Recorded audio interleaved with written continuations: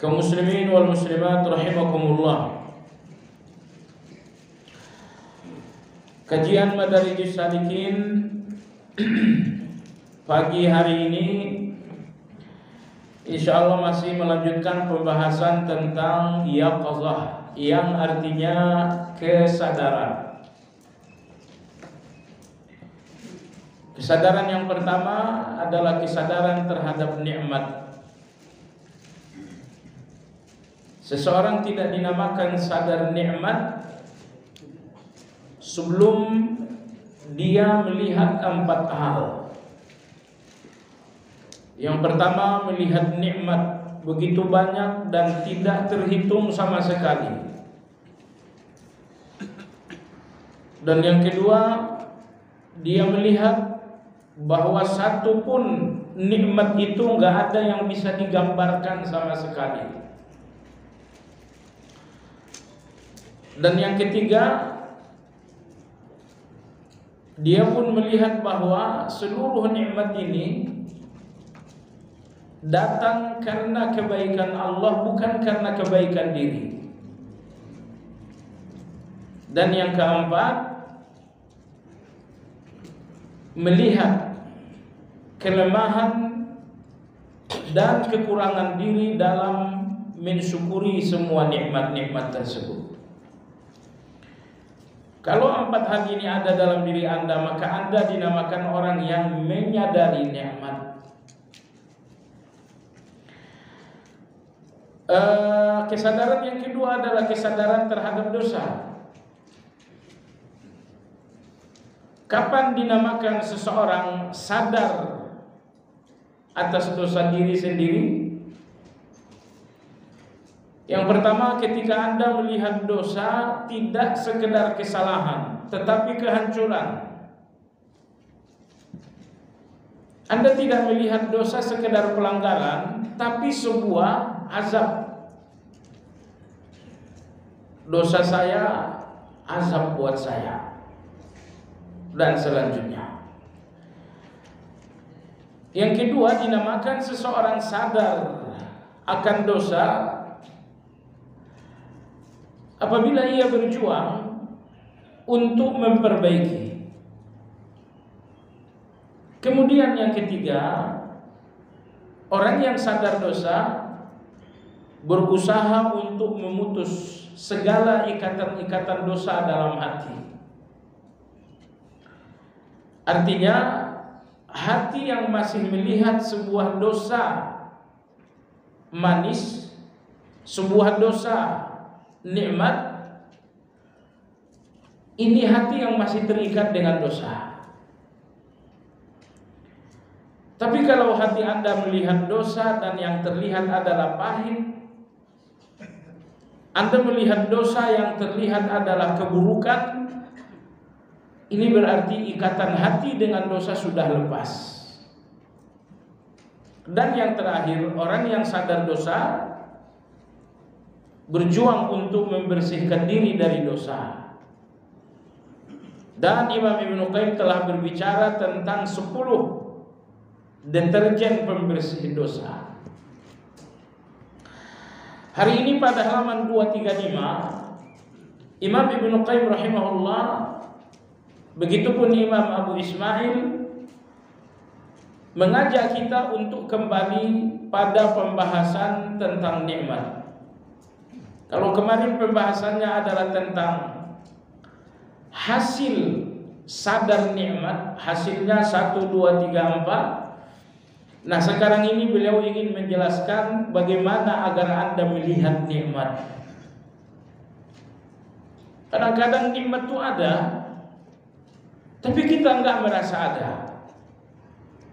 Nah, Imam Abu Ismail Al-Harawi, begitu juga dengan Imam Ibnu Qayyim, mengatakan tanpa 3 hal seseorang tidak akan melihat nikmat.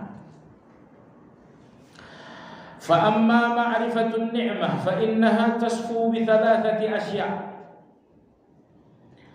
Adapun mengetahui nikmat, maka pengetahuan terhadap nikmat itu akan jelas tanpa debu dengan 3 kacamata. Kalau Anda memiliki 3 kacamata untuk melihat nikmat, maka Anda akan melihat nikmat jelas tanpa tertutup selembar debu pun. Jemaah sekalian yang saya hormati, dalam penjelasannya di bawah, Imam Ibnu Qayyim rahimahullah mengatakan bahwa melihat nikmat sebuah cahaya yang Allah letakkan dalam hati seseorang. Karena orang-orang yang hatinya gelap, mereka nggak akan melihat nikmat itu. Ibnu Qayyim rahimahullah mengatakan sebagian orang yang malang hanya melihat nikmat Allah sebatas makan dan minum. Mereka hanya melihat nikmat Allah sebatas nikmat yang bersentuhan dengan lahiriah. Ada makan, ada minum, ada pakaian, ada rumah, ada kendaraan, ada kesehatan. Ibnu Qayyim berkata mereka-mereka yang hanya melihat nikmat pada hal-hal yang bersifat lahiriah, ini orang-orang malang. Artinya mereka hanya akan melihat nikmat sedikit, padahal nikmat itu tidak terhitung. Nikmat Allah di dalam hati kita jemaah sekalian jauh lebih banyak daripada nikmat Allah dalam lahiriah kita. Jadi nikmat Allah di dalam hati kita jauh lebih banyak daripada nikmat Allah dalam lahiriah kita. Misalnya Allah letakkan dalam hati kita keimanan. Misal yang kedua, ketika Allah menguji lahiriah kita dengan sakit, Allah uji kehidupan kita dengan musibah, saat yang sama Allah letakkan dalam hati kita kesabaran. Ujian seberat apapun bersamaan dengan kesabaran, percayalah, ujian ini seolah-olah enggak terasa. Jadi ujian itu pahit, tapi akan ternetralisir pahit ujian bersama dengan kesabaran. Jadi pahit ujian itu ada dalam hati kita. Tapi kalau kemudian kesabaran telah memasuki hati, kepahitan-kepahitan ujian akan keluar, diusir oleh kesabaran tersebut. Memandang kehidupan ke depan, nampaklah ancaman, terlihatlah ketakutan, tapi itu karena hati Anda belum dimasuki tawakal. Adapun hati Anda telah dimasuki oleh tawakal, jemaah sekalian, hati yang telah dimasuki tawakal, ketakutan segala bentuknya enggak akan menemukan tempat di dalam hati seperti itu. Anda khawatir dengan masa depan Anda, khawatir dengan masa depan anak-anak, karena di dalam hati Anda belum ada tawakal. Kalaupun ada tawakal dalam hati Anda, sangat kecil dan sangat lemah. Tawakal yang kuat dan sempurna dalam hati seseorang berdampak segala kekhawatiran dan ketakutan tidak akan menemukan pintu untuk memasuki hati seperti itu. Jadi Allah melepaskan Anda dari ketakutan bukan dengan uang yang banyak.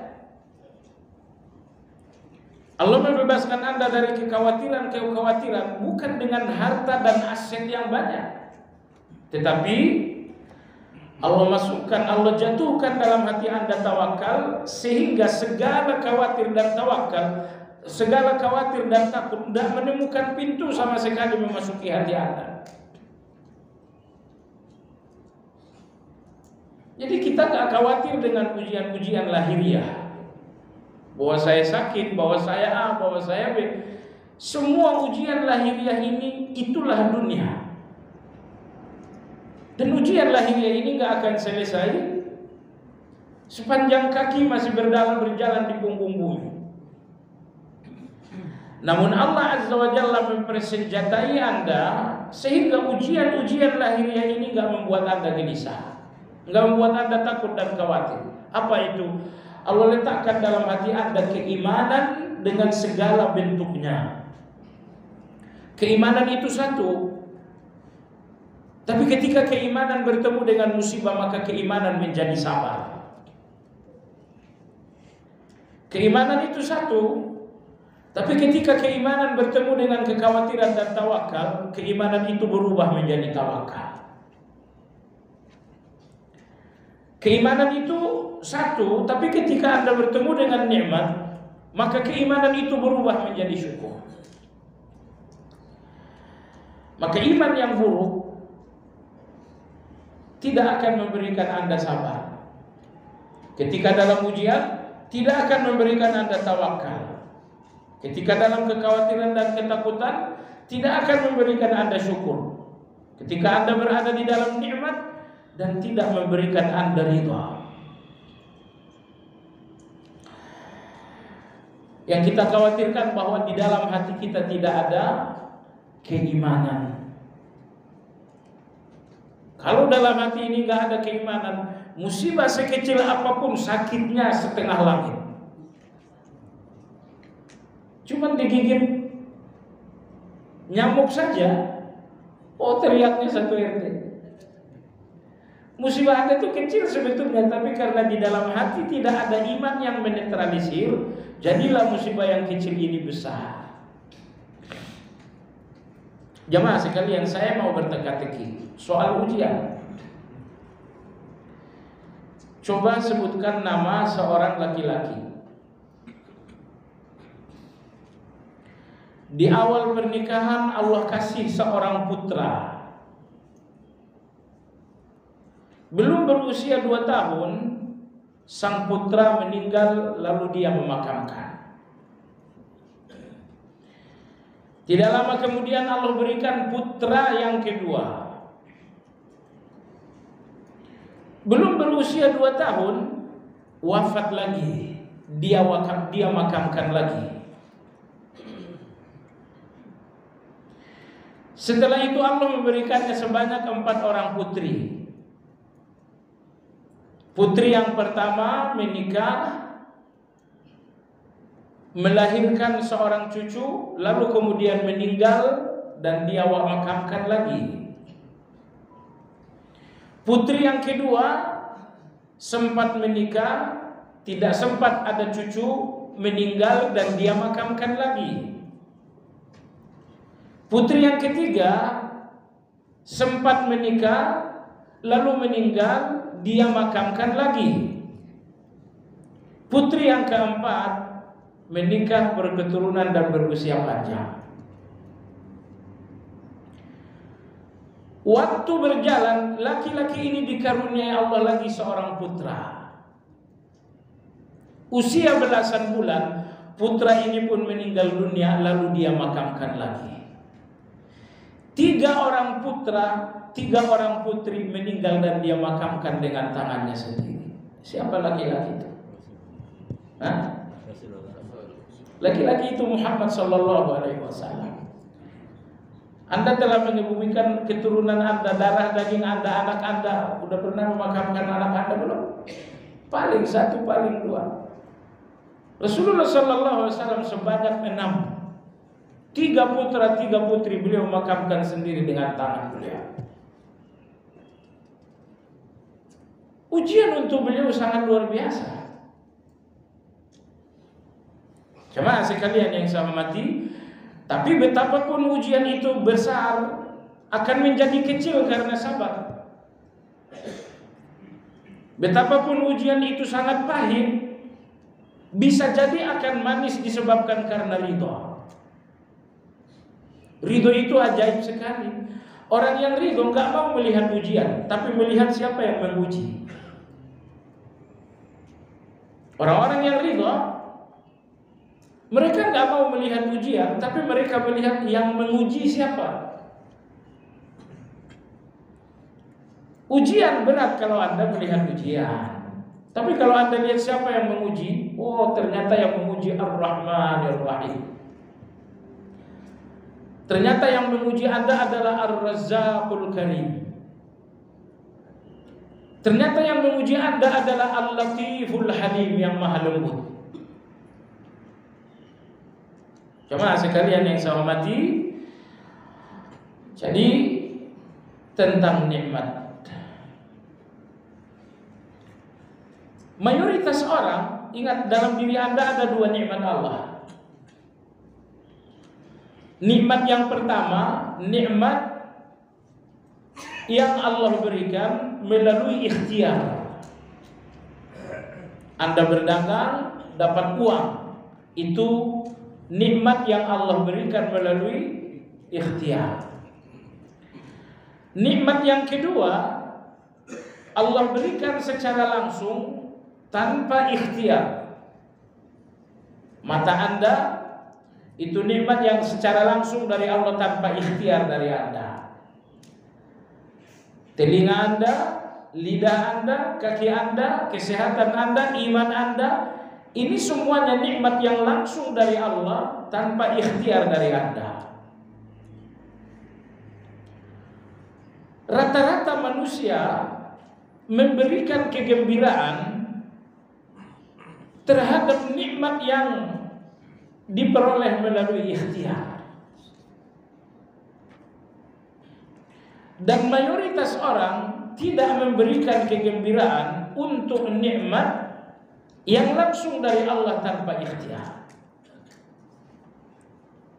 Padahal nikmat Allah melalui ikhtiar Anda nikmat murah. Dan nikmat Allah yang secara langsung tanpa ikhtiar nikmat yang sangat mahal. Alasannya, nikmat Allah melalui ikhtiar Anda hilang hari ini, 2 minggu lagi ada ganti. Yang hilang dengan adanya ganti itu murah. Tapi kalau Allah cabut pandangan Anda, jadilah Anda buta, siapa yang mengembalikan penglihatan Anda? Sekiranya Allah tulikan telinga Anda, siapa yang akan mengembalikan pendengaran Anda? Seandainya Allah bisukan lisan Anda, siapa yang mengembalikan bicara Anda? Jadi nikmat yang langsung dari Allah, kalau hilang gak akan ada gantinya sama sekali. Adapun nikmat dari ikhtiar Anda, sekiranya hilang hari ini, 2 minggu, 3 minggu kemudian akan ada ganti dari Allah SWT. Jadi nikmat yang langsung dari Allah itu mahal, gak ada gantinya sama sekali. Masalahnya jemaah sekalian, soal kegembiraan. Kita memberikan kegembiraan yang besar terhadap nikmat dari ikhtiar, dan kita nyaris tidak memberikan kegembiraan terhadap nikmat yang langsung dari Allah tanpa ikhtiar. Ini kezaliman kita. Jemaah sekalian, kalau Anda semacam orang yang sering bersedih hati, kemungkinan besar Anda kurang banyak bergembira. Karena kalau gembira Anda hanya nikmat, hanya terhadap nikmat yang ikhtiar, hanya sesekali Anda gembira. Naik jabatan sekali setahun ya, sekali Anda gembira soal jabatan. Naik gaji, ya mungkin Anda naik gaji 2 kali setahun. Kalau gembira Anda hanya untuk nikmat dari ikhtiar, sesekali saja Anda gembira jemaah sekalian. Tapi kalau Anda mau gembira untuk nikmat yang langsung dari Allah Azza wa Jalla, setiap detik ada kegembiraan. Detik ini mata Anda melihat, Masya Allah, Anda bergembira. Subhanallahil azim. Allah nampakkan sejumlah orang-orang cacat. Allah perlihatkan sejumlah orang-orang yang berkebutuhan khusus. Dan Allah gak mau Anda memandang dengan mata, tapi Anda berpikir dengan hati. Kau lihat seorang buta yang melintas di jalan, akan Anda gembira dengan mata Anda. Apakah Anda ucapkan sesuatu untuk gembira tersebut? Coba sekalian, hukuman karena kita tidak terlalu bergembira atas nikmat yang langsung dari Allah, bahwa Anda sering bersedih, Anda sering gelisah. Seandainya jemaah sekalian, Anda lebih banyak gembira lagi dengan nikmat, gelisah Anda menjadi sedikit, gelisah Anda menjadi tidak terasa. Allah berfirman dalam surat Yunus, "Qul bi fadlillah wa bi rahmatihi fabidzalika falyafrahu huwa khairum mimma yajma'un." Terjemahan secara bebas, Allah ingin agar kita gembira dengan semua pemberian Allah. Anda berkaca, Anda lihat, Masya Allah, betapa wajah Anda ganteng, cakap. Mata Anda, oh Masya Allah, luar biasa, masih bisa baca. Lisan Anda, Masya Allah, masih bisa tilawah Al-Quran, berbicara dengan orang. Nikmat-nikmat ini semua harus jadi gembira. Mata Anda harus jadi gembira Anda, telinga Anda harus jadi gembira Anda, lisan Anda harus jadi gembira Anda, sehingga gembira Anda banyak sekali, sehingga gembira Anda ramai sekali. Kalau Anda mau bergembira lebih banyak, niscaya gelisah Anda akan berkurang. Tapi Anda dan saya lalai bergembira, maka datanglah gelisah itu lebih besar dari yang sesungguhnya. Gelisah itu nggak datang seperti ukurannya, tapi gelisah itu datang lebih besar dari ukuran yang sesungguhnya. Misalnya gelisah Anda misalnya nilai 5, lalu datanglah musibah ini nilai 100. Kenapa gelisah datang lebih besar dari yang sesungguhnya? Karena Anda jarang-jarang bergembira. Oke, sebab itu jemaah sekalian yang saya hormati, di antara ibadah yang kita abaikan, tidak banyak bergembira. Anda tahu kenapa Anda sedikit bergembira? Karena Anda sedikit merenung. Karena Anda tidak banyak merenung. Anda bangun pagi hari, Anda buka mata, Masya Allah, mata masih melihat. Anda tidak banyak merenung. Baik. Imam Ibnu Qayyim rahimahullah mengatakan bahwa nikmat Allah akan jelas tapi dengan 3 kacamata. Kacamata yang pertama adalah binuril aql, dengan cahaya akal, maksudnya dengan perenungan. Cobalah merenungi hidup Anda jamaah sekalian. Anda lahir di sebuah desa, Allah berikan Anda kedua orang tua, kehidupan bergerak menjadi Anda lebih menjadi anak-anak, menjadi Anda dewasa. Allah perjalankan kehidupan Anda dari A, B, dan C hingga akhirnya Anda berdiri di atas kehidupan yang sekarang. Anda ingat bahwa dulu Anda hidup dalam kelalaian, makanan kotor dan bersih tidak peduli, sampai akhirnya Allah berikan Anda kesadaran. Anda ingat dulu bahwa Anda acuh dengan salat, nggak peduli dengan dosa, sampai akhirnya Allah berikan Anda nikmat hidayah. Dulu Anda terkubur dalam banyak kejahatan, hingga akhirnya Allah selamatkan Anda dengan hijrah. Duduk merenungi nikmat, ibadah yang sangat agung. Karena orang-orang yang nggak merenungi nikmat nggak mengakui nikmat. Padahal rukun pertama untuk bersyukur, akui nikmat. Tapi tidak ada orang yang mengakui nikmat selain orang yang selalu merenungi nikmat. Baik. Cara yang kedua, kacamata yang kedua agar Anda melihat nikmat, kata Imam Ibnu Qayyim, wa syaimi buruqil minnah. Melihat kilat nikmat dalam situasi alam yang gelap. Ini bahasa sastra. Jadi dalam situasi awan dan gelap ada kilatan nikmat. Maksud beliau apa? Musibah Anda adalah awan yang gelap, sakit Anda adalah awan yang gelap, ujian-ujian Anda adalah awan yang gelap. Awan-awan yang gelap ini datang untuk memperlihatkan Anda kilatan nikmat. Karena kilat itu tidak datang di saat terang. Kilat itu hanya datang dalam awan yang gelap. Oleh sebab itu, ketika awan gelap Anda adalah sakit, disitulah Anda melihat bahwa sehat itu adalah kilat. Ketika awan gelap Anda adalah soal keuangan, disitulah Anda melihat bahwa kecukupan itu adalah kilat. Jadi Allah berikan kita ujian supaya kita melihat nikmat. Kesehatan ini jamaah sekalian gak berharga dengan kesehatan, tapi kesehatan ini berharga dengan sakit. Ini ada yang sehat sekarang ini gak berharga kesehatan ini, karena kesehatan tuh gak terasa dengan kesehatan, tetapi kesehatan terasa dengan sakit. Maka agar sesekali Anda rasakan sehat, Allah berikan sakit. Ketika Anda banyak uang, Anda gak merasa banyak uang, maka Allah Azza wa Jalla berikan Anda ujian keuangan agar uang banyak yang kemarin itu terasa banyak. Kalau kita dalam kondisi sedang jatuh, Masya Allah 5.000 perak itu kayak melihat 5 juta kita. 5.000 perak kita melihatnya seolah 5 juta. Kenapa? Karena saya dalam keadaan tidak punya uang. Tapi kemarin saya banyak uang 5 juta ini gak ada artinya, dibuang saja begitu. Maka apabila Allah ingin seorang hamba menyadari nikmat, Allah berikan ujian-ujian nikmat. Allah uji sehat dengan sakit agar sehat itu makin berharga.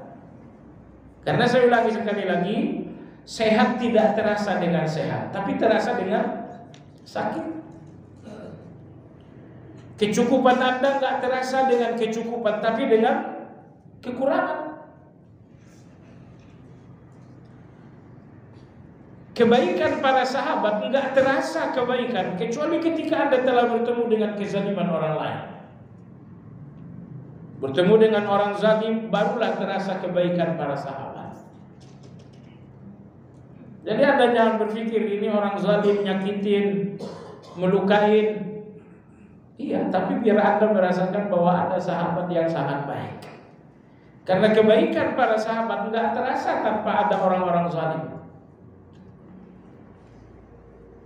Oleh sebab itu di sini beliau mengatakan nikmat itu akan terlihat ketika telah datang awan yang sangat gelap, saat itu Anda melihat kilat. Maksudnya ketika datang musibah, saat itulah Anda merasakan nikmat. Tanpa awan Anda nggak melihat kilat. Tanpa musibah Anda sulit untuk melihatnya.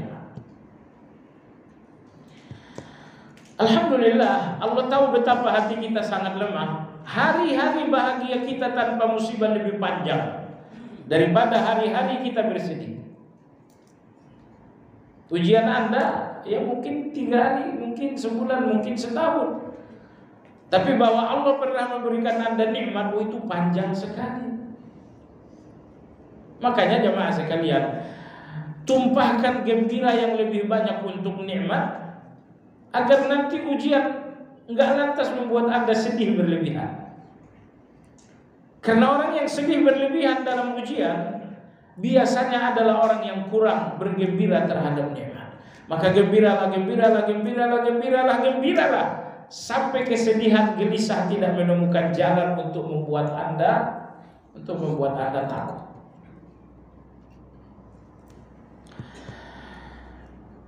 Baik, jadi lihatlah nikmat dengan perenungan, lihatlah nikmat dengan ujian. Dan yang ketiga kata Imam Al-Harawi, wal i'tibar bi ahlil bala. Renungi keadaan orang-orang yang sedang berada dalam ujian. Pergilah ke rumah sakit, lihatlah orang yang mengerang sakit karena kaki patah. Oh, Anda akan rasakan kaki Anda ini luar biasa. Pergilah ke rumah sakit, lihatlah orang-orang yang A, yang B, yang C, yang D. Al-i'tibar bi ahlil bala. Pelajarilah orang-orang yang berada dalam ujian agar Anda melihat nikmat yang sangat besar dalam hidup Anda. Oleh sebab itu di sini Ibnu Qayyim rahimahullah mengatakan, di antara kesempurnaan nikmat bagi penghuni surga, Allah nampakkan kepada mereka penghuni neraka. Ini orang-orang yang telah sampai di surga, dan Anda insya Allah salah satunya. Setelah para penghuni surga sampai di surga, Allah nampakkan kepada mereka penghuni neraka. Kenapa demikian? Kata Imam Ibnu Qayyim rahimahullah, karena nikmat surga akan semakin terasa nikmat setelah melihat keadaan orang-orang yang berada di neraka. Saya punya motor, saya nggak rasakan motor saya ini indah kecuali kalau saya lihat orang yang jalan kaki. Oh, motor saya ternyata bagus sekali. Jadi saya ulangi kata Imam Ibnu Qayyim rahimahullah, di antara kesempurnaan nikmat terhadap penghuni surga bahwa Allah nampakkan kepada mereka keadaan penghuni neraka. Wanada dalam surat Al-Araf, Allah Subhanahu wa taala membuka tabir sehingga terjadi sahut-sahutan antara penghuni surga dan penghuni neraka. Cuma Anda jangan berpikir berapa jauh jaraknya. Mungkin jaraknya, karena sahut-sahutan kalau di Indonesia jarak 3 meter, 30 meter gitu. Ini tidak. Allah buka tabir sehingga penghuni surga melihat keadaan penghuni neraka, bahkan terjadi sahut-sahutan. Allah berfirman, wa nada ashabul jannati ashaban nar. Pertama penghuni neraka dulu bicara. Wa nada ashabun nari ashabal jannah. Penghuni neraka melihat keadaan penghuni surga. Oh, maka keadaan sakit menjadi lebih sakit. Sebab kalau keadaan saya sakit dan yang saya lihat sakit, sakit saya menjadi kurang. Ternyata saya gak sendirian kan itu. Tapi kalau keadaan sakit saya lihat orang sehat, oh sakit ini menjadi sakit. Kapan saya bisa seperti dia? Kok lama sekali sakit? Maka penghuni neraka dinampakkan oleh Allah kepada mereka penghuni surga agar neraka lebih sakit. Dan Allah Azza wa Jalla membiarkan terjadi komunikasi sahut menyahut antara penghuni surga dan penghuni neraka. Wa nada ashabun nar ashabal jannah an afidu alaina minal ma'i mimma razaqakumullah. Penghuni neraka berkata, wahai kalian penghuni surga siapapun orangnya, berikanlah air setetes 2 tetes. Tidak tahan dahaganya di dalam neraka ini. Lapar, dahaga, tapi yang mereka minta adalah dahaga, air. Karena dahaga lebih sakit daripada sekedar lapar. Lalu penghuni surga menjawab, qala innallaha harramahu 'alal kafirin. Air ini diharamkan oleh Allah bagi kalian orang-orang kafir. Meminta tapi tidak diberikan. Lebih sakit kan? Jadi Allah nampakkan kepada penghuni surga keadaan penghuni neraka agar surga menjadi lebih nikmat. Dan Allah tampakkan kepada penghuni neraka keadaan penghuni surga agar neraka menjadi lebih sakit. Maka di dunia ini pun ketika Allah menampakkan kepada Anda keadaan orang-orang ahlul bala, orang-orang yang sedang diuji, supaya Anda lebih menikmati apa yang Anda miliki. Saya akan menikmati motor saya kalau saya melihat orang yang jalan kaki. Yang jalan kaki pun akan menikmati jalan kaki kalau dia melihat orang yang gak bisa jalan.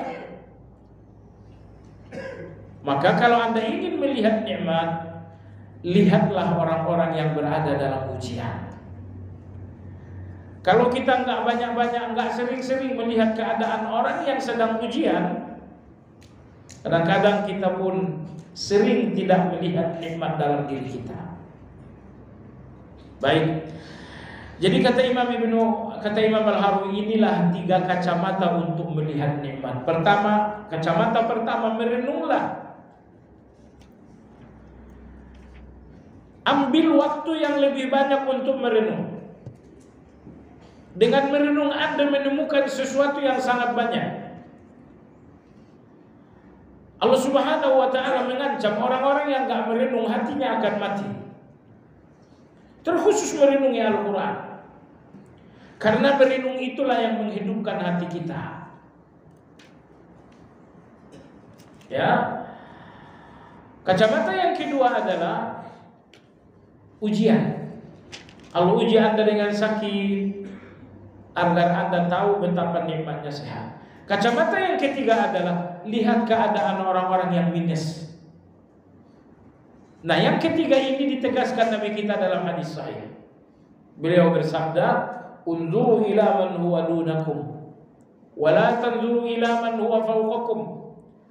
Kata Nabi SAW, biasakan lebih banyak melihat ke bawah, dan sedapat mungkin jangan melihat ke atas. Fa innahu ajdaru an la tazdaru bi ni'matillah.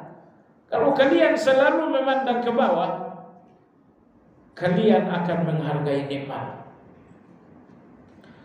Jadi orang yang selalu memandang ke atas tidak pernah melihat nikmat. Tapi orang yang senantiasa melihat ke bawah, mereka lah orang yang terus-menerus melihat nikmat. Baik.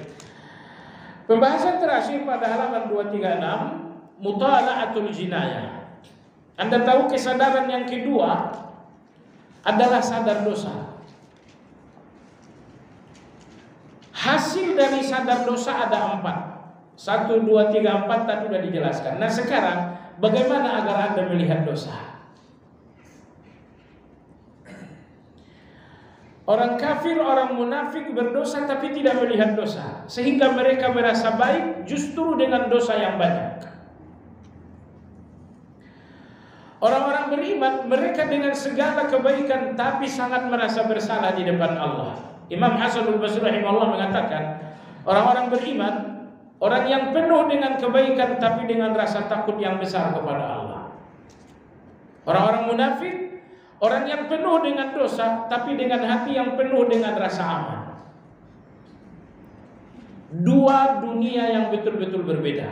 Orang-orang beriman, dengan segala kebaikan mereka takut kepada Allah. Orang-orang munafik, dengan segala kejahatan mereka merasa aman dari Allah Azza wa Jalla. Pada halaman 236, Imam Al-Harwi rahimahullah mengatakan, bagaimana Anda melihat dosa? Jawabannya dengan 3 kacamata. Kacamata yang pertama adalah bita'zimil haqq. Anda akan melihat dosa apabila dalam hati Anda ada keagungan Allah Subhanahu wa taala. Dalam keterangannya di bawah, Imam Ibnu Qayyim mengatakan, karena dosa kepada yang agung lebih terasa daripada dosa kepada yang tidak agung. Saya berikan Anda contoh. Bapak Presiden datang di depan Anda dan Anda buang kulit pisang. Oh, itu terasa bersalah sekali. Anda buang kulit pisang sembarangan. Ini Bapak Presiden datang. Salah di depan orang yang agung sangat terasa. Tapi kulit pisang yang sama, ada kulit pisang, kesalahan yang sama Anda lakukan di depan seorang petugas kebersihan, Anda nggak merasa bersalah. Kesalahannya sama, rasanya berbeda. Kenapa? Kesalahan yang pertama di hadapan seorang presiden, kesalahan yang kedua di hadapan seorang petugas kebersihan. Nah di sini Ibnu Qayyim rahimahullah mengatakan, seandainya Anda tahu keagungan Allah, maka Anda tidak akan melihat kesalahan yang kecil di depan Allah. Tapi Anda tidak melihat keagungan Allah Azza wa Jalla, sehingga kesalahan yang besar pun terasa kecil. Imam Ali bin Abdissalam rahimahullah dalam kitab beliau Syajaratul Ma'arif, beliau mengatakan, orang yang mengenal Allah dalam hatinya positif ada 5 hal. Orang yang mengenal Allah karena memahami nama dan sifat Allah Azza wa Jalla. Apabila benar Anda mengenal Allah, maka positif dalam hati Anda ada 5 hal. Yang pertama, orang yang mengenal Allah berarti dalam hatinya ada keagungan Allah Azza wa Jalla. Ada keagungan Allah. Ada kehormatan Allah Subhanahu wa taala. Ada wibawa Allah Subhanahu wa taala. Oleh karena keagungan Allah ada dalam hati, maka hati ini takut melawan kepada Allah. Karena keagungan Allah ada dalam hati, maka hati ini selalu malu kepada Allah Azza wa Jalla. Malu kalau Allah melihat dia berdosa. Malu kalau di dalam sholat bacaannya nggak baik. Malu kalau dia berzikir sambil tidur. Sebagian orang baca zikir itu seadanya subhanallah. Dari cara Anda bacakan subhanallah, dipastikan dalam hati Anda gak ada keagungan Allah. Sebab apabila keagungan Allah ada dalam hati seseorang, akan muncul rasa takut, akan muncul rasa malu, muncul rasa malu kepada Allah. Bacaan-bacaan seperti tadi, zikir seperti tadi, ini malu di depan Allah Azza wa Jalla. Salat yang suka gerak kanan, gerak kiri, ini malu bagi orang yang hatinya terisi dengan keagungan Allah Azza wa Jalla. Nah, termasuk dosa kecil, Anda tidak melihatnya kecil karena keagungan Allah dalam hati Anda.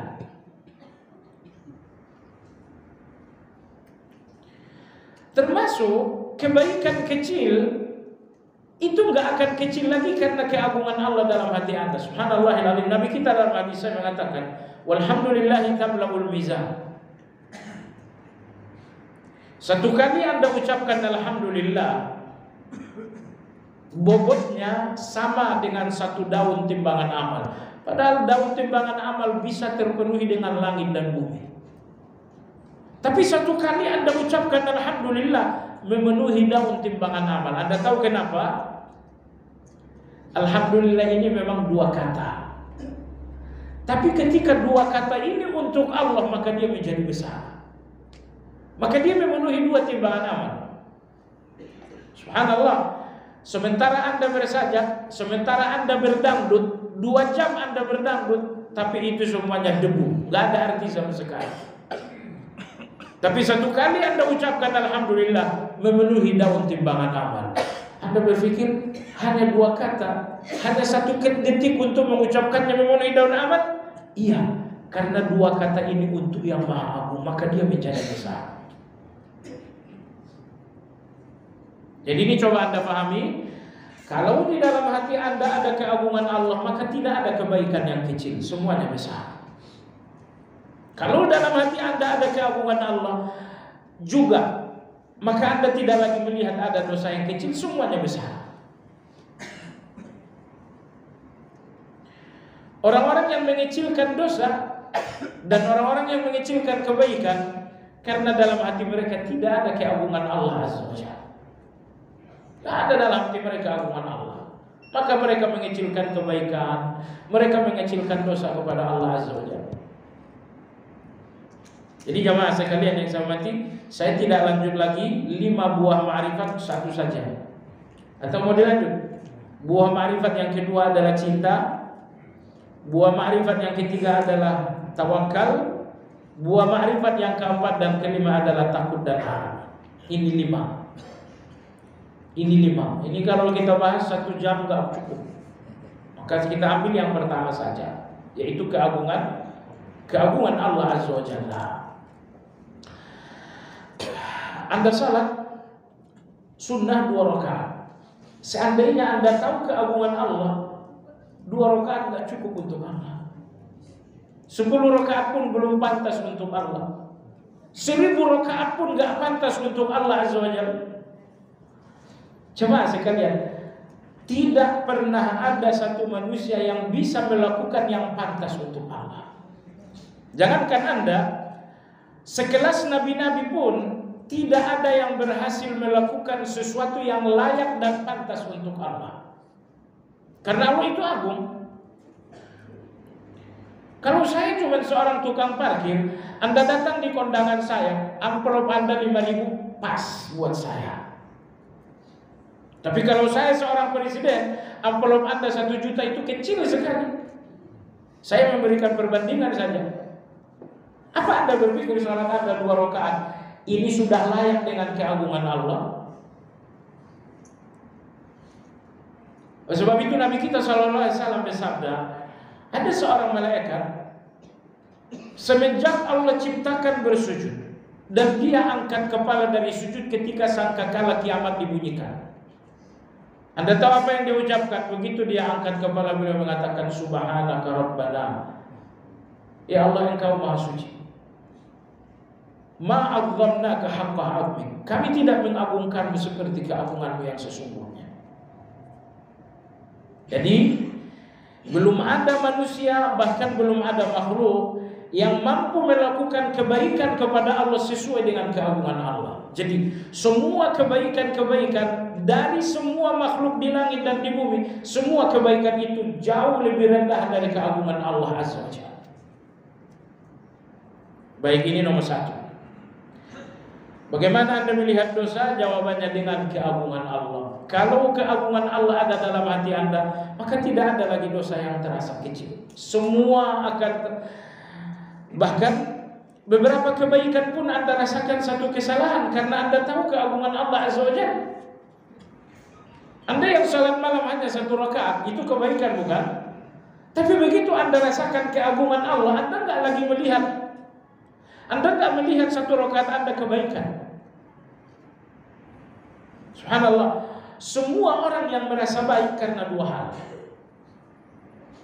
Pertama, seseorang merasa baik karena lupa dengan kejahatan. Kebaikan Anda itu cuma bukit yang dangkal, dan kejahatan Anda itu gunung-gunung yang sangat besar. Jadi Anda akan merasa baik kalau Anda sudah lupa dengan kejahatan Anda. Baik Anda 100, kejahatan Anda 1 miliar. Mungkinkah Anda merasa baik kalau Anda lihat kejahatan 1 miliar? Tidak. Tapi Anda nggak melihat kejahatan Anda, akhirnya Anda pun menjadi seorang yang merasa baik. Nomor 2, orang yang merasa baik karena mereka nggak tahu kebaikan Allah Azza wa Jalla. Seandainya Anda tahu keagungan Allah, Anda sadar kebaikan Allah, maka nggak ada kebaikan Anda di depan kebaikan Allah. Karena setiap kebaikan Anda justru kebaikan Allah Subhanahu wa Ta'ala. Apa kebaikan Anda? Anda bersedekah. Ini kebaikan Anda, uangnya Allah yang ngasih. Gerak hati Anda untuk bersedekah, Allah yang ngasih. Sehingga jamaah sekalian, di depan yang maha baik Anda gak akan melihat kebaikan lagi, karena semua kebaikan Anda adalah kebaikan Allah Subhanahu wa Ta'ala. Anda salat, itukah kebaikan? Tapi siapa yang menggerakkan hati Anda salat? Allah. Siapa yang memberikan Anda hidayah untuk salat? Allah Azza wa Jalla. Ternyata kebaikan Allah mendahului kebaikan Anda. Allah berikan Anda kebaikan berupa kesadaran, akhirnya Anda baru melakukan kebaikan yang kedua. Kebaikan Anda bukan kebaikan Allah mendahului semua kebaikan Anda.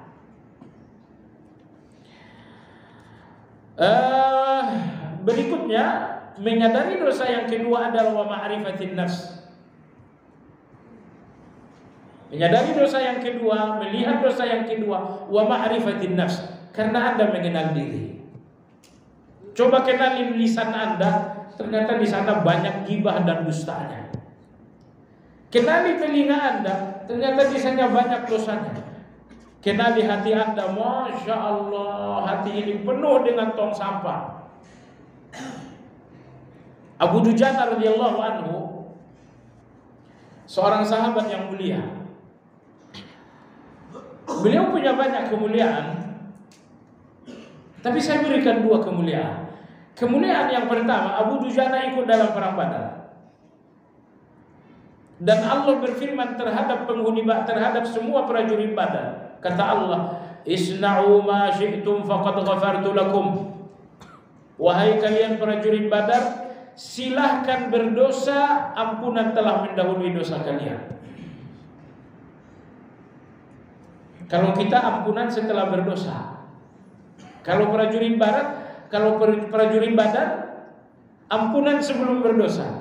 Mereka belum berdosa, Allah udah kasih ampunan. Ini prajurit Badar. Abu Dujana salah satu prajurit Badar. Nomor 2, Abu Dujana radhiyallahu anhu ikut dalam perang Uhud. Dalam perang Uhud Rasulullah SAW memberikan pedang. Beliau mengatakan, siapa yang di antara kalian yang mau mengambil pedang ini dan menunaikan haknya? Abu Bakar radhiyallahu anhu tidak mau. Kalau pedang itu pedang Abu Bakar, haknya sangat kecil. Umar radhiyallahu anhu pun tidak mau. Kalau itu pedang Umar, tanggung jawabnya sangat kecil. Tapi itu pedang Rasulullah SAW, tanggung jawabnya luar biasa. Semua sahabat menolak mengambil pedang itu untuk menjalankan tanggung jawab. Akhirnya datang Abu Dujana, ya Rasulullah, saya ambil pedang. Dia ambil pedang Rasulullah dan dia berjihad luar biasa. Ini kemuliaan Abu Dujana yang kedua. Tapi begitu Abu Dujana radhiyallahu anhu akan wafat, dua kebaikan ini sama sekali nggak datang. Jelang meninggal dunia, Abu Dujana nampak gembira sekali. Wajahnya nggak henti-hentinya tersenyum. Padahal beliau sudah di gerbang kematian. Abu Dujana, kau gembira sekali. Beliau mengatakan, karena saya akan membawa dua mutiara ke depan Allah. Abu Dujana, apakah mutiara Anda pernah berjihad dalam Uhud, dalam perang Badar? Bukan. Apa karena Anda pernah mengambil pedang Rasulullah dan Anda menunaikan tanggung jawab dan hak pedang tersebut? Abu Dujana mengatakan bukan. Dua mutiara yang membuatku gembira bertemu Allah Azza wa Jalla, yang pertama, semenjak aku mendengar sabda Rasulullah sallallahu alaihi wasallam, min husni islamil mar'i tarkuhu ma la ya'ni. Di antara tanda baiknya Islam seseorang, bahwa dia meninggalkan yang bukan urusannya.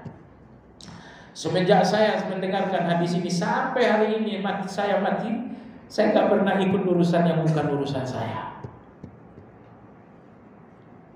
2024 nggak usah ikut urusan orang lain. Oh, kata Abu Dujana, ini nomor satu. Semenjak hadis itu sampai kepada aku, sampai hari ini saya meninggal, saya nggak pernah ikut campur urusan yang bukan urusan saya. Nomor dua kata Abu Dujana radhiyallahu anhu, semenjak saya dapatkan Islam ini sampai hari ini saya akan meninggal, saya nggak pernah tidur dengan kebencian kepada seorang muslim. Pernah nggak saya tidur membawa kebencian kepada seorang muslim? Kata dia, semenjak Islam sampai hari ini saya nggak pernah tidur dengan kebencian terhadap seorang muslim. Maka Abu Dujana radhiyallahu anhu beliau mengatakan, saya gembira bertemu dengan Allah karena saya akan membawa dua mutiara ini.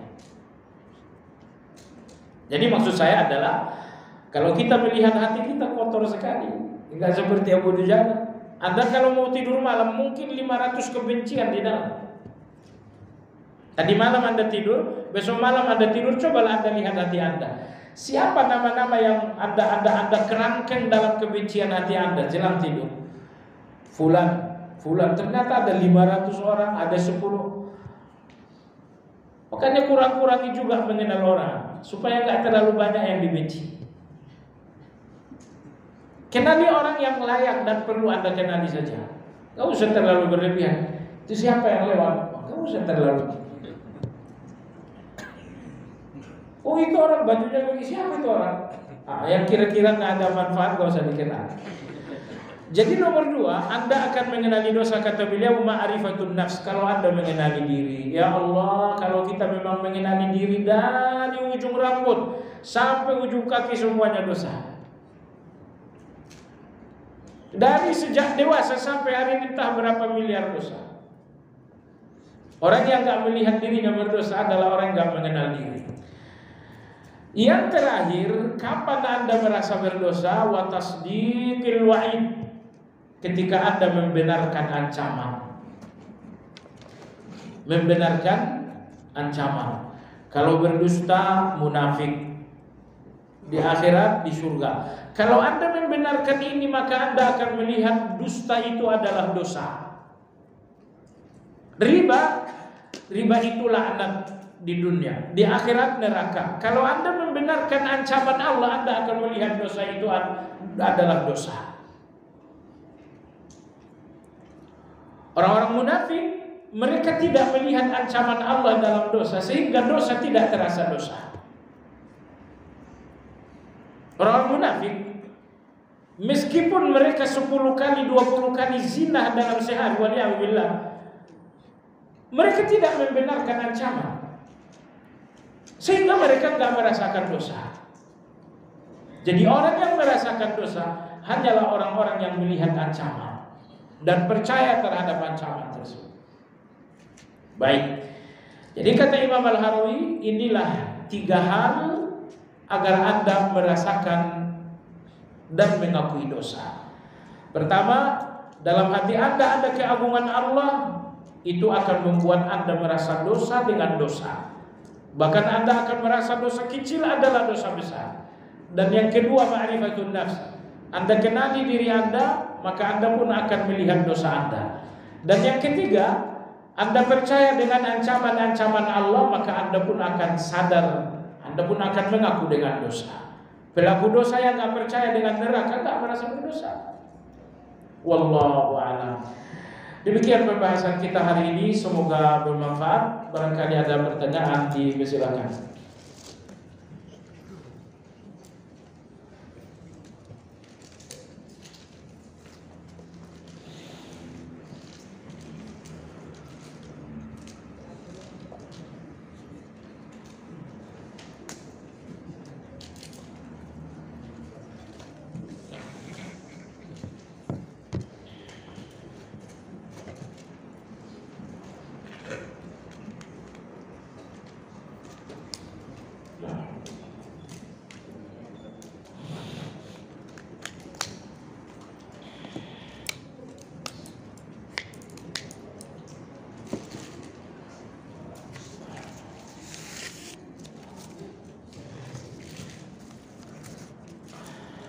Apabila kita berdoa dalam salat, apakah dimulai dengan memuji Allah dan berselawat kepada Nabi Muhammad SAW baru kemudian berdoa? Betul.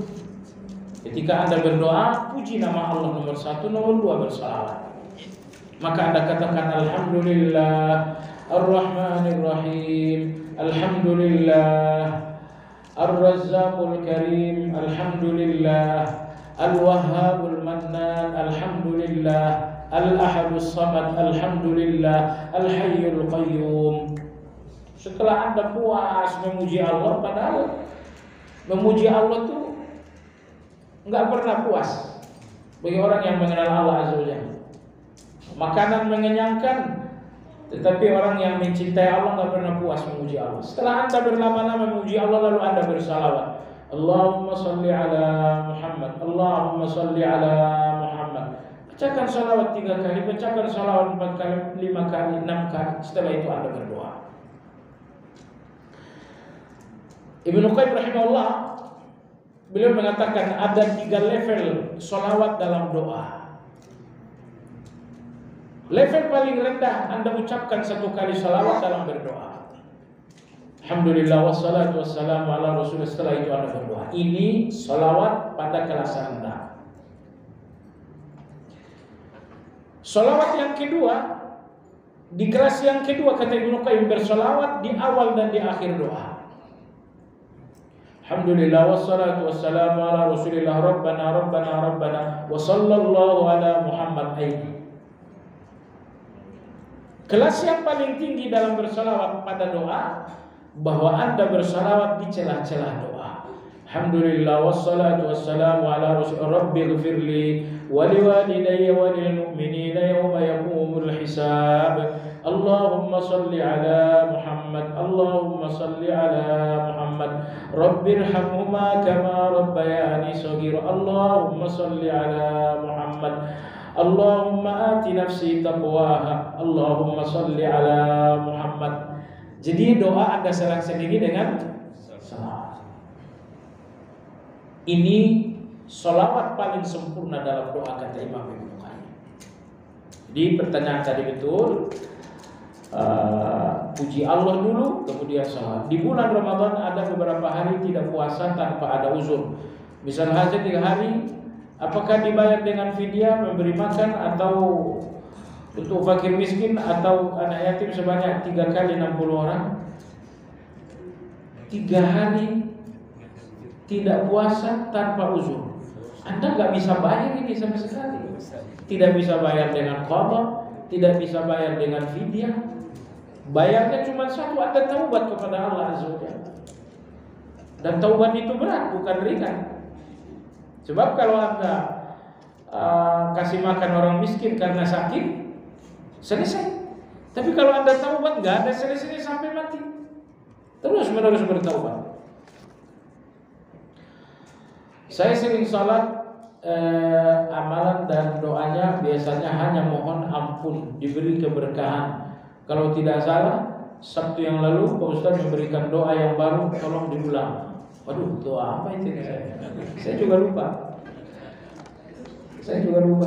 Tentu banyak doa ya. Rabbil firli warhamni. Ini doa Anda sudah sangat bagus. Ya Allah, berikan aku ampunan, berikan aku keberkahan. Kata Ibnu Qayyim rahimahullah, kalau permintaan sangat banyak dan waktu meminta sangat sempit, minta satu saja. Apa itu? Minta ampunan. Karena kalau Allah sudah mengampuni, maka Allah akan memberi. Satu lagi dikatakan bahwa untuk dapat melihat wajah Allah 2 kali, pagi dan sore, dengan selalu melaksanakan subuh dan asar berjamaah. Pertanyaan, bagaimana dengan salat wanita? Salat wanita cukup di awal waktu.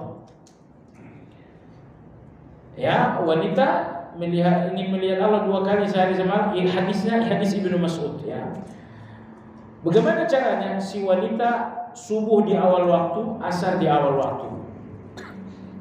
Saat yang paling dekat dengan Allah dikala sujud, maka perbanyaklah doa. Di sisi lain ada larangan jika seorang salat untuk memohon dalam hati atau diucapkan dalam bahasanya. Apakah kami tidak bisa mengutarakan doa?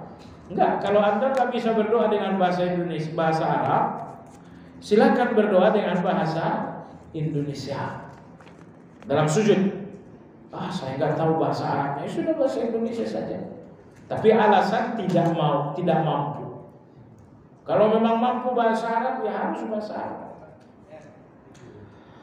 Mohon diberikan nasihat kiat-kiat hidup tenang, tidak khawatir kalaupun ujian datang silih berganti. Iya sangat banyak ya. Tapi nomor 1 dan paling utama adalah tawakal. Karena tawakal itu menghasilkan sakinah, ketenangan. Tawakal kepada Allah. Tawakal dalam arti serahkan kepada Allah Azza wa Jalla. Masa depan Anda siapa yang akan ngatur? Allah. Masa lalu Anda siapa yang ngatur? Allah. Masa lalu Anda demikian indah, Allah yang ngatur. Kenapa Anda takut masa depan Anda suram, padahal yang ngatur masih Allah Azza wa Jalla? Serahkan kepada Allah. Ya Allah, aku nggak tahu, cuma Engkau yang Maha tahu. Anda berusaha mengendalikan hidup Anda, itu yang bikin Anda gelisah. Sudah serahkan kepada Allah, Allah terserah. Bagaimana saya dikabulkannya doa? Apakah perasaan khawatir, ragu-ragu tidak dikabulkannya doa membuat doa itu sendiri tidak dijawab oleh Allah, sementara Allah akan menjawab, mengabulkan setiap doa? Jemaah sekalian yang saya hormati, doa yang tanpa pantangan pasti dikabulkan oleh Allah Azza wa Jalla. Pantangan doa yang pertama, sengketa dengan orang lain. Kalau Anda sengketa, putus silaturahmi dengan orang lain, doa Anda nggak sampai di depan Allah. Pantangan doa yang kedua, terbiasa menunda salat di akhir waktu. Kata Nabi, 3 orang doanya nggak diterima. Salah satunya adalah rajulun atas salat tadi bawah, seseorang yang salatnya selalu ditunda-tunda. Pantangan doa yang ketiga, makanan haram. Pantangan doa yang keempat, terbiasa melakukan dosa terang-terangan. Pantangan dosa yang kelima ini khusus untuk perempuan. Apa tuh? Perempuan yang tidur nyenyak dalam kemarahan suaminya. Suaminya dongkol gak bisa tidur, dia tidur nyenyak mendengkur sampai jam 4 pagi. Kok bisa-bisanya tenang padahal suami Anda semalam suntuk gak tidur? Karena marah dengan Anda tentunya. Ini perempuan seperti ini doanya nggak diterima oleh Allah SWT.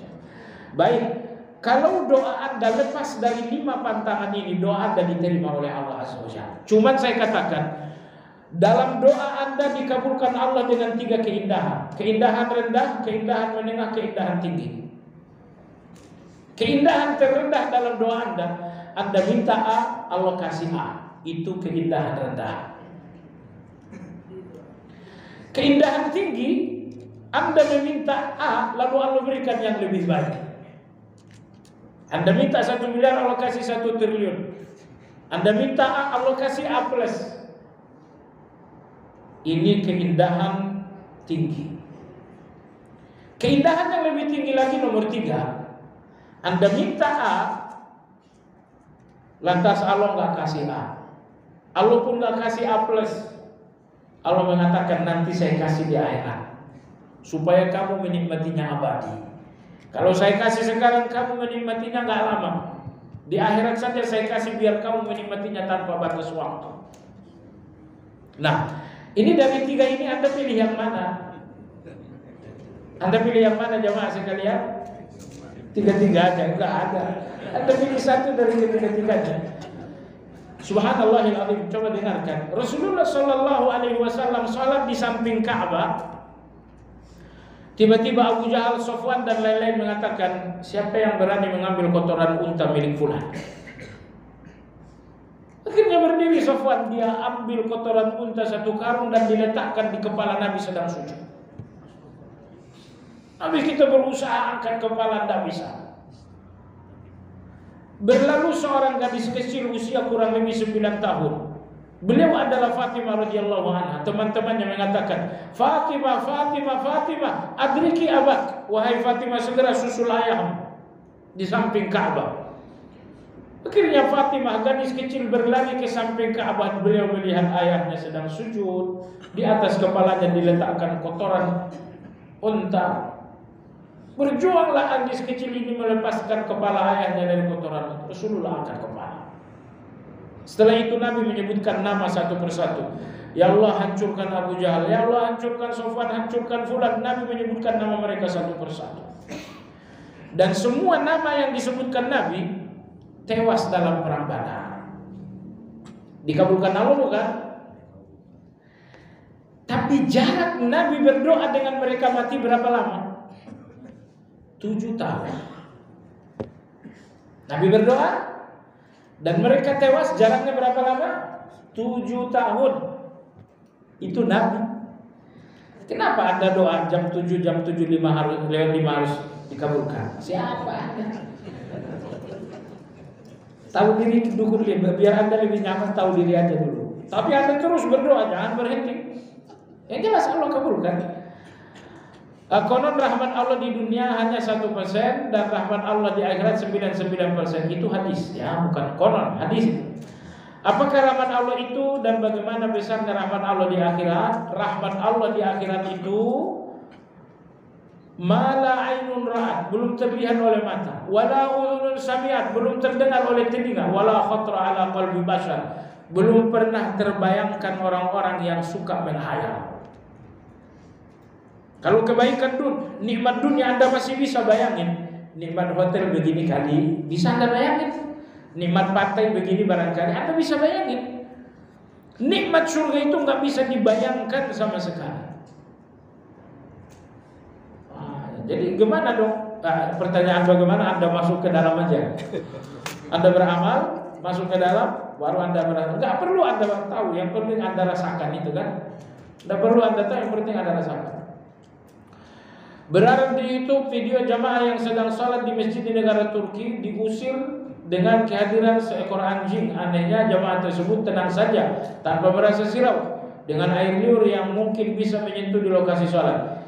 Si pengunggah video mengatakan bahwa mayoritas rakyat mazhab Hanafi yang membolehkan Muslim berinteraksi dengan anjing tanpa batasan. Perbedaan dengan Indonesia yang bermazhab Syafi'i yang mengharapkan. Apakah hal itu benar? Kenapa dua mazhab itu beda? Ya, itu benar.